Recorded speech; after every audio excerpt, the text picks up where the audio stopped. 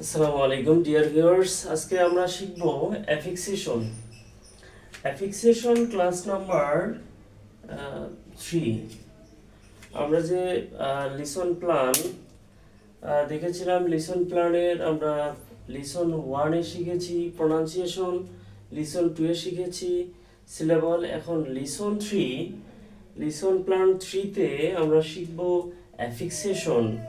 খুবই গুরুত্বপূর্ণ একটা টপিক হচ্ছে অ্যাফিক্সেশন। এই অ্যাফিক্সেশন মূলত ওয়ার্ড ফরমেশনের সাথে রিলেটেড একটা টপিক। যদিও আমরা এটা পড়ি না, এটা ওইভাবে পড়ানো হয় না, গুরুত্ব দেই না, তবে এটার গুরুত্ব অনেক বেশি। আচ্ছা, আপনাদের মনে হইতে পারে অ্যাফিক্সেশন কি? অ্যাফিক্সেশন হচ্ছে সাফিক্স ও প্রিফিক্সকে একত্রে অ্যাফিক্স বলে। তাহলে আমরা শর্টকাটে সাফিক্স এবং প্রিফিক্সকে একসাথে অ্যাফিক্সেশন বলতে পারি। এখানে অলরেডি দেখতে পাচ্ছেন সাফিক্স ও প্রিফিক্সকে একত্রে অ্যাফিক্স বলে। সাফিক্স কি? সাফিক্স হচ্ছে ওয়ার্ডের শেষে যুক্ত হয় এবং মূলত গ্রামাটিক্যাল পজিশন চেঞ্জ করে। আমরা ভার্বের সময় ভার্বের সাথে এস ইএস দেই, ডিইডি আইএনজি, এই যে এই চেঞ্জগুলো করি, এগুলো মূলত সাফিক্সের পার্ট। এরপরে আমরা ওয়ার্ডের সাথে এলওয়াই দেই, এস দেই, নেস দেই, এই যে নানান ধরনের যে লেটার আর গ্রুপ অফ লেটার যুক্ত করি কোনো ওয়ার্ডের শেষে, ওইটাই মূলত হচ্ছে সাফিক্স। আচ্ছা, এই কথাটা খুবই গুরুত্বপূর্ণ। সাফিক্স অনেক সময় স্টুডেন্টরা বলে স্যার ফ্রেন্ড, এখন এটা ফ্রেন্ডলি হলো। স্টুডেন্টরা বলে স্যার এই যে ফ্রেন্ড, আমি এখন ফ্রেন্ডলি এখানে দিলাম, বলে যে স্যার ফ্রেন্ডলি অর্থ কি? ফ্রেন্ডলি অর্থ কি এটা আসলে জানার দরকার নেই। ফ্রেন্ড যা, এটাই প্রায় সেম অর্থ দেয়, এটার মেজর কোনো পরিবর্তন করে না। সাফিক্সের বেসিক কাজটা হচ্ছে একটা ওয়ার্ডের গ্রামাটিক্যাল পজিশন চেঞ্জ করে দেওয়া। আমাদের পার্টস অফ স্পিচের ফাংশন অনুযায়ী বা ওয়ার্ডের ফাংশনের ডিমান্ড অনুযায়ী একটা ওয়ার্ডকে বিভিন্ন parts of speech say transfer করতে হয় বা প্রয়োজন হয়, সেই ক্ষেত্রে আমাদের সাফিক্সের সাহায্য নিতে হয়। এরপরে আমরা আসি প্রিফিক্স। এখানে দেখতে পাচ্ছেন প্রিফিক্স ইহা ওয়ার্ডের পূর্বে বসে এবং মূলত মিনিং চেঞ্জ করে। এখানে আমরা ওই যে ট্র্যাডিশনাল আমাদের একটা পদ্ধতি আছে যে আমরা ডেফিনেশন মুখস্থ করি, আসলে ডেফিনেশনটা ওইভাবে মুখস্থ করার কিছু নাই। এখানে মূলত এর কাজটা কি এটা জানলেই যথেষ্ট, কারণ ডেফিনেশন আসলে পরীক্ষায় আসে না, পরীক্ষায় আসে ফাংশন, পরীক্ষায় আসে আইডেন্টিফিকেশন। ওকে, তাহলে আমরা জানলাম যে সাফিক্স বসে ওয়ার্ডের শেষে আর প্রিফিক্স বসে ওয়ার্ডের পূর্বে। যেমন আমরা এখানে বলতে পারি কানেকশন, আমি এখানে দিলাম কানেক্ট। আচ্ছা, এই শব্দটা আমরা অ্যানালাইসিস করি। এটা হচ্ছে রুট ওয়ার্ড। কানেক্টের সাথে আমি যদি সংযুক্ত করি তখন এটা নাউন হয়ে যায়, একটা গ্রামারের আলাদা পরিচয় হয়। এখানে রুট ওয়ার্ড হচ্ছে কানেক্ট। এরপর আমি যদি এর একটা প্রিফিক্স দেই ডিসকানেকশন, তাহলে এইখানে লেখা আছে, আপনারা দেখতে পাচ্ছেন এখানে লেখা আছে যে মূলত মিনিং চেঞ্জ করে। প্রিফিক্স কি কাজ করে? প্রিফিক্স শব্দের মিনিং চেঞ্জ করে দেয়, অর্থাৎ অর্থ চেঞ্জ করে দেয়। কানেক্ট মানে যুক্ত করা, কানেকশন মানে যুক্ত, দুইটার অর্থ সেম, একটা ভার্ব একটা নাউন। কিন্তু ডিসকানেক্ট মানে কি আসলে কানেকশন না, ডিসকানেকশন মানে হচ্ছে কানেকশন নেই, অর্থটা পরিবর্তন হয়ে গেল। তাহলে এটা প্রিফিক্স মিনিং চেঞ্জ করে, সাফিক্স গ্রামাটিক্যাল পজিশন চেঞ্জ করে। এরপরে এখানে আমি লিখেছি সাম কমন সাফিক্সেস, কিছু কমন সাফিক্স। এই সাফিক্স যোগ করে আমরা নাউন করি, অ্যাডজেক্টিভ করি, ভার্ব করি, অ্যাডভার্ব করি, এগুলো কমন সাফিক্সেস। এছাড়াও আমরা এস ইএস ডিইডি আইএনজি করি, ওগুলোও কিন্তু সাফিক্সেরই একটা অংশ। আচ্ছা, এইখানে আমরা দেখতে পাচ্ছি T Y, ship, ment, or, sion, ness, hood, সিই, সিওয়াই, সিই, সিওয়াই, ইজম, ইটিসি, এগুলো হচ্ছে মেজর সাফিক্সেস। এবং এই সাফিক্সগুলো দিয়ে মূলত আমরা নাউন করি। যেমন আপনারা জানেন ইন্ডিপেন্ডেন্ট, ইন্ডিপেন্ডেন্স। আমরা জানি যে ব্রাদার, ব্রাদারহুড। আচ্ছা, এরপরে আমরা জানি অপারেট, অপারেটর। আমরা জানি অ্যাগ্রি, অ্যাগ্রিমেন্ট। আমরা জানি ন্যাশনালিস্ট, ন্যাশনালিজম। আমরা জানি Democratic, Democratic, democracy, autocrat, autocracy. এই যে শব্দগুলো, এইগুলোর সঙ্গে যুক্ত করে আমরা নাউন করি। এরপরে আসি অ্যাডজেক্টিভ। অ্যাডজেক্টিভের কাজটা কি? অ্যাডজেক্টিভ কিভাবে গঠিত হয়? O U S, A L, A B L E, F U L, less, ly, নে, N T, I C, I V E. এই শব্দগুলো, এগুলো মেজর। এখানে কিন্তু আমি লিখে দিয়েছি সাম কমন সাফিক্সেস। কমন বলতে কি বোঝায়? কমন বলতে সাধারণত এইগুলো বেশি বেশি ব্যবহার হয়। এরপর এখানে verb, verb E N F Y Z E S E, এই চারটা সাফিক্স মূলত ভার্ব। এখানে একটু বলে রাখি, ভার্ব মানে কোনো ওয়ার্ডকে ভার্বে পরিণত করার জন্য বসে। যেমন এখানে আমি একটা শব্দ লিখলাম F A L S E, false. এটা একটা ফলস, এটা নাউন। এটাকে আমি ভার্ব বানাইতে পারি। কিভাবে ভার্ব হবে? এফ ওয়াই দিয়ে দিলাম, ফলসিফাই, ফলসিফাই। এরপর আমি একটা শব্দ দিলাম এখানে I N in T E N S E, intense. আমি এটাকে ভার্ব বানাইতে পারি ইন্টেন্সিফাই, ইন্টেন্সিফাই। এভাবে হয়। এরপরে এখানে একটা শব্দ আছে প্র্যাকটিস, প্র্যাকটিস। এইটাকে আমি ভার্ব যদি করি তাহলে কি হবে? জে এস ই হবে। তো এভাবেই মূলত পরিবর্তন হয়। এখানে অ্যাডভার্ব এল ওয়াই। আচ্ছা, এইখানে আমি একটু বলে রাখি, noun plus ly is equal to adjective, আবার adjective plus ly is equal to adverb. That means এখানেও ly দেওয়া আছে, আবার এখানেও adjective, এখানেও ly দেওয়া আছে, দুই জায়গায় ly দেওয়া আছে। তাহলে আমি কিভাবে বুঝবো যে এটা অ্যাডজেক্টিভ নাকি অ্যাডভার্ব? বা আমি অ্যাডজেক্টিভ এলওয়াই দিয়ে অ্যাডভার্ব করব, অ্যাডজেক্টিভ দিয়েও আবার অ্যাডভার্ব করব? বিষয়টা খুবই পার্ন একটা পার্ন ওয়ার্ড এটা, বা পার্ন একটা সাফিক্স। পার্ন মানে হচ্ছে দুইটা অর্থ মিন করে। আচ্ছা, তাহলে এইটার সহজ উপায়টা হচ্ছে নাউনের সাথে যদি এলওয়াই দেন, বা নাউনকে যদি অ্যাডজেক্টিভ করতে চান তাহলে তার সাথে এলওয়াই দিতে হবে।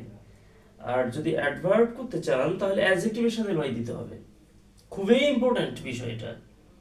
এটা সাফিক্স প্রিফিক্সে আমাদের একটা টপিক আছে 6 থেকে এসএসসি পর্যন্ত, এসএসসি ইন্টারমিডিয়েট পর্যন্ত সাফিক্স প্রিফিক্স একটা আলাদা টপিকই আছে। এবং এখানে 5 মার্ক আছে, 10টা অপশন থাকে।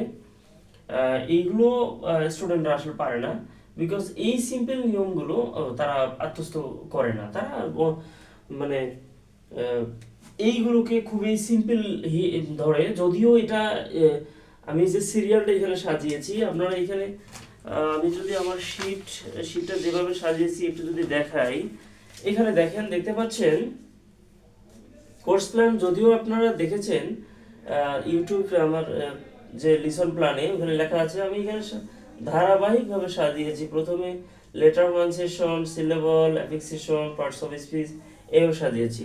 মানে কোনটার পর কোনটা শিখতে হয় একটা স্টুডেন্টকে।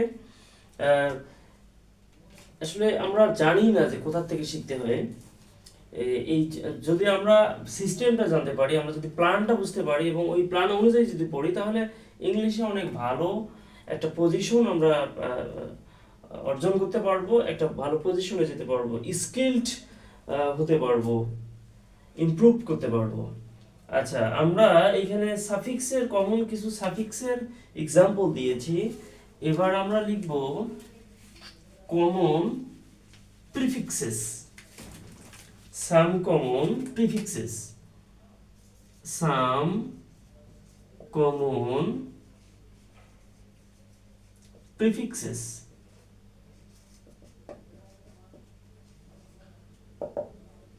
Some common prefixes. Some common prefixes যেমন এইখানে একটু বলে রাখি যে আমি একটু আগে আপনারা দেখছিলাম এইখানে দেখতে পাচ্ছেন যে প্রিফিক্স মূলত মিনিং চেঞ্জ করে, তবে প্রিফিক্স ভার্ব করার ক্ষেত্রেও বসে। যেমন আমরা কোনো শব্দের শুরুতে যদি ইএন দেই বা ইএম দেই তখন সেটা ভার্ব হয়ে যায়, এটা প্রিফিক্স। এরপর কিছু নেগেটিভ অর্থ মিন করে, অপোজিট দিই আমি, অপোজিট অপোজিট মানে আপনারা নিশ্চয়ই জানেন, অপোজিট মানে হচ্ছে বিপরীত। যেমন কানেকশন, এটা বিপরীতটা বোঝা যাবে ডিসকানেকশন। নিউট্রিশন মানে পুষ্টি, আমরা যদি অপুষ্টি বলি তাহলে সেটা হবে ম্যাল নিউট্রিশন। আমরা যদি বলি বিহেভ, এটার বিহেভ মানে ভালো আচরণ, আমরা যদি ভালো আচরণের বিপরীত কি খারাপ আচরণ তাহলে হবে মিসবিহেভ। আমরা বলি স্পেলিংটা হচ্ছে ভালো বানান মানে সঠিক বানান, আমরা যদি বলি মিসস্পেলিং তাহলে ভুল বানান। এরপরে আন মানেও নেগেটিভ, এমপ্লয়মেন্ট চাকরি, আনএমপ্লয়মেন্ট চাকরিহীন, হ্যাঁ এরকম। এরপরে রেগুলার মানে নিয়মিত, ইররেগুলার মানে অনিয়মিত, সম্পূর্ণ বিপরীত। এরপরে পসিবল মানে সম্ভব, ইম্পসিবল মানে অসম্ভব। অ্যাবিলিটি মানে সক্ষমতা, ইনঅ্যাবিলিটি মানে অক্ষমতা। এইগুলোই হচ্ছে কমন প্রিফিক্স। এই কমন প্রিফিক্সগুলোই খুব বেশি ব্যবহার হয়। ওকে, আমরা এটা জানলাম। এবার চলুন আমরা কিছু এক্সাম্পল প্র্যাকটিস করি।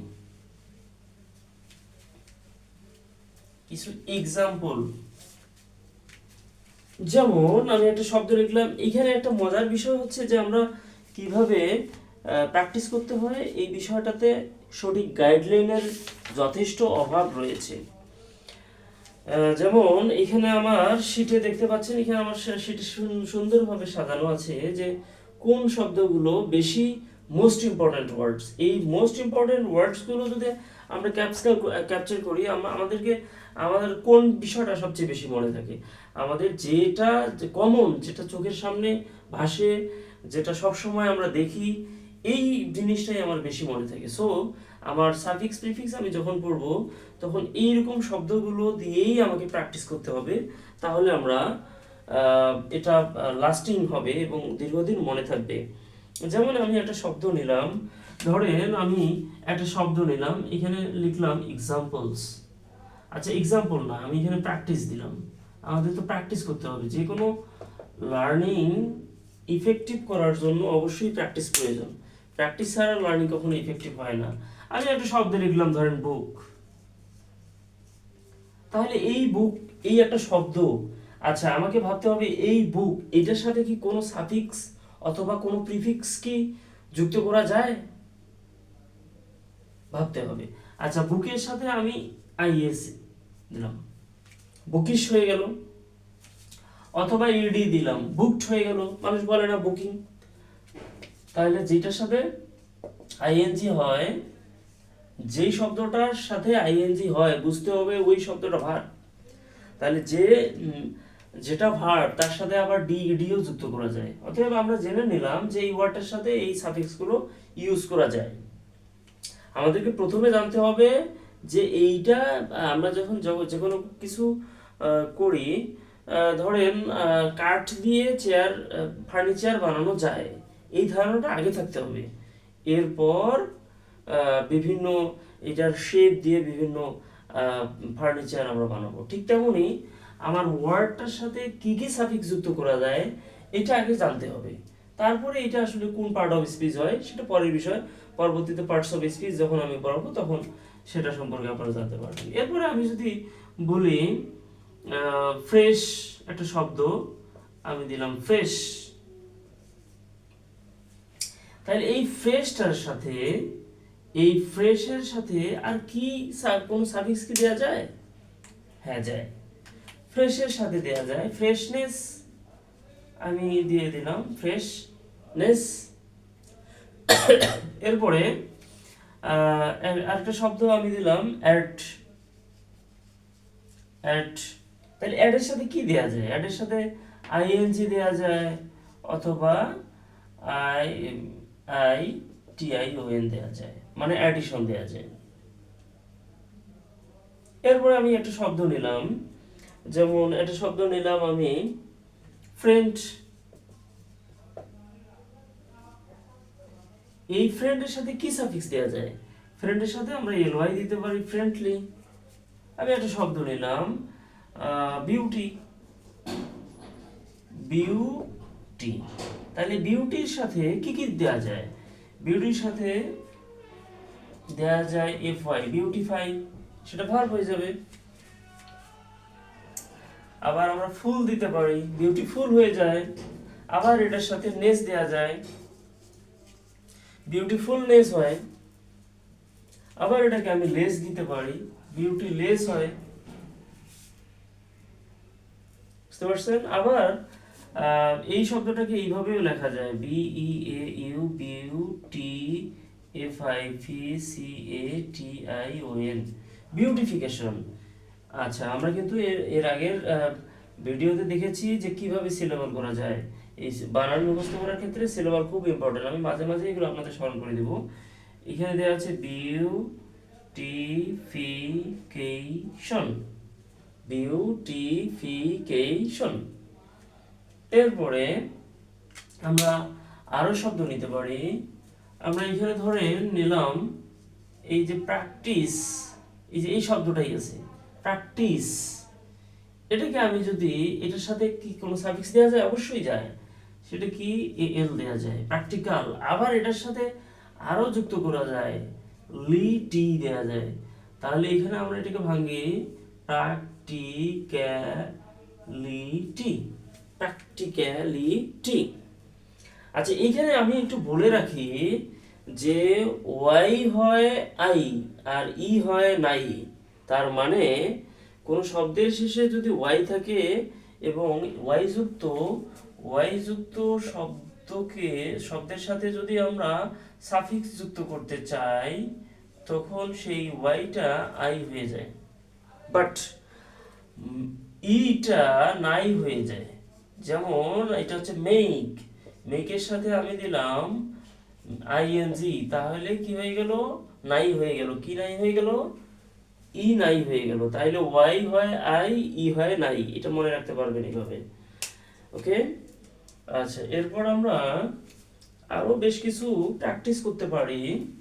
যেমন আমরা এখানে বলতে পারি এই একটা শব্দ, এবার আমরা অন্যভাবে একটু বোঝার চেষ্টা করি। এখানে আমি একটা শব্দ লিখতেছি, একটা শব্দ লিখলাম এলওয়াই। আমাদেরকে পড়ার সময় কিন্তু রুট ওয়ার্ড ভাবার চেষ্টা করতে হবে। আচ্ছা, একটু ভাবেন তো এখানে রুট ওয়ার্ড কোনটি? এখানে রুট ওয়ার্ড হচ্ছে ডিপেন্ড। তাহলে এটা কি? এটা সাফিক্স, এটা প্রিফিক্স।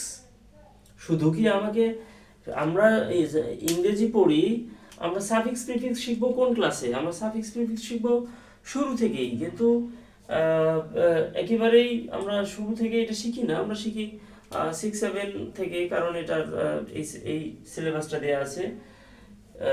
তার আগেই তো আমরা অনেক 1 থেকে 5 পর্যন্ত যে আমরা ক্লাসগুলোতে ইংলিশ পড়লাম, সেখানে অনেকগুলো শব্দ আমরা পড়েছি, এই ধরনের শব্দ।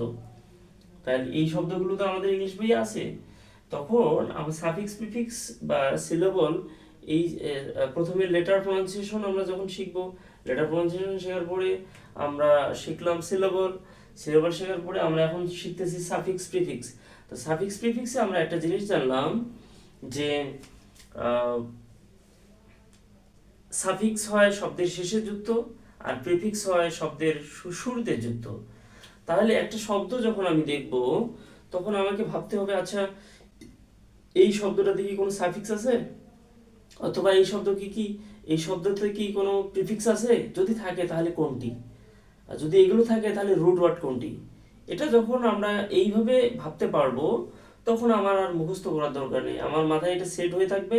আমি যত ইংলিশ পড়বো, সবগুলো ইংলিশে আমি প্রত্যেকটা লাইনেই দেখবেন যে কোনো না কোনো ওয়ার্ডের সাথে সাফিক্স অথবা প্রিফিক্স আছে। এই যে পড়তেছেন ইংলিশ, এই ইংলিশ পড়তে পড়তেই আপনার একটা টপিক কিন্তু হয়ে যাচ্ছে। এটা আলাদা করে পড়ার কোনো দরকার নেই। আপনি চেঞ্জিং সেন্টেন্স শিখতেছেন, ওখানেই সাফিক্স প্রিফিক্স আছে। আপনি রাইট ফর্ম ভার্ব শিখতেছেন, ওখানেই সাফিক্স প্রিফিক্স আছে। আপনি ভয়েস শিখতেছেন, ওখানেই সাফিক্স প্রিফিক্স আছে। আপনি প্যাসেজ পড়তেছেন, সাফিক্স প্রিফিক্স আছে। আপনি রাইটিং পার্ট পড়তেছেন, সেখানেও সাফিক্স প্রিফিক্স আছে। আপনি যতগুলো টপিক ইংলিশে পড়বেন, প্রত্যেকটা টপিকে সাফিক্স প্রিফিক্স আছে।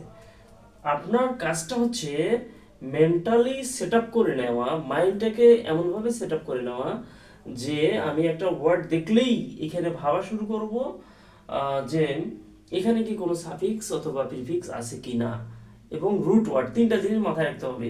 এখানে কি সাফিক্স আছে অথবা প্রিফিক্স আছে, যদি থাকে তাহলে রুট ওয়ার্ড কোনটি। এই তিনটা জিনিস যদি আপনার মাথায় সেট আপ হয়ে থাকে, তাহলে এই টপিকটা নিয়ে আপনার কোনো ঝামেলাই পোহাতে হবে না। আমার অভিজ্ঞতায় আমি যেটা দেখি, এই টপিকটা স্টুডেন্টরা অতটা পড়ে না, কারণ এইটার অনেকগুলো মুখস্থ করতে হয়। এটা খুব বোরিং লাগে। এই জন্যই আশা করি আজকের পর থেকে আপনাদের অ্যাফিক্সেশন বিষয়ের যে ঝামেলা, অ্যাফিক্সেশন বিষয়ের যে ভয়, সেটা অনেকটাই আমি দূর করতে পেরেছি। নেক্সট ভিডিওর জন্য আমার জন্য দোয়া করবেন। আল্লাহ হাফেজ।